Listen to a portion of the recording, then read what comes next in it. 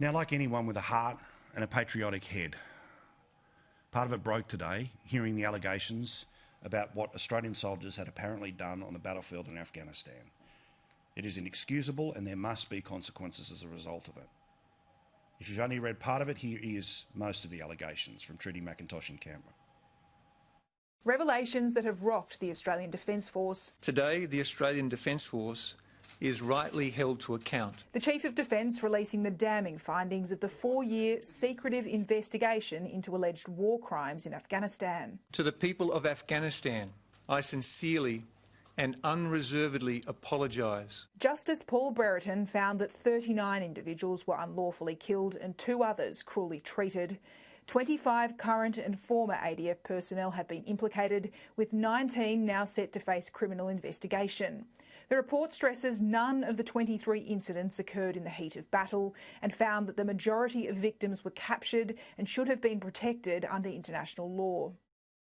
And the reaction has been obvious and absolutely justified. This is Heston Russell. He is a retired Special Forces commander. The true test of culture is during crisis, and I got to see some individuals and teams perform to the most magnificent levels of human courage and sacrifice. At the same time, war and exposure to such conflict can indeed corrupt and bring out the worst, and we've seen that, and we're now dealing with that. This is the Prime Minister. I think that the high esteem in which we hold our Defence Forces is earned. It has been earned over more than a century, and that stands and firmly. And it stands for a number of reasons. The first of which is the obvious great acts of our Defence Forces over many, many years, and their selflessness and their service, and the choice that is made by serving men and women to pull on that uniform and to serve their country in the way they do. From that moment on, they have earned our respect and their conduct beyond that.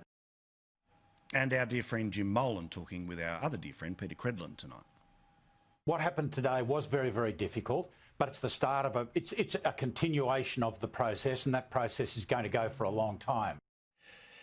And in amongst all of reasonable reactions to this, there are the opportunists who see this as the opportunity to somehow burst a mythical bubble. The mythical bubble that our Defence Forces are special people. The ones that we should get up for each and every Anzac Day, that we should pause for every Remembrance Day. Now, as I said, accountability is absolute. Nobody is above the law, no question, no grey area. But I will not let the industrial left do to the military what they were successfully able to do to the church, and I'm an atheist. Something where essentially they make it out that every priest was an abuser, or knew an abuser, or hid an abuser. Every person who sits in the pews is enabling the abuser. Here's just some of the opinion pieces that popped around on the internet today. Afghanistan war crimes report a nasty but necessary reckoning of a shameful recent history. This was Andrew Probyn. The digger mythology that's long sustained Australia's self-image has been shaken by a murderous few with maximum firepower and discretion, but minimum oversight. This is a big national moment. It is nasty but necessary reckoning of a shameful recent history. In the Turnbull Times, we knew the war crimes inquiry would be bad, but this is gut-wrenching and nauseating.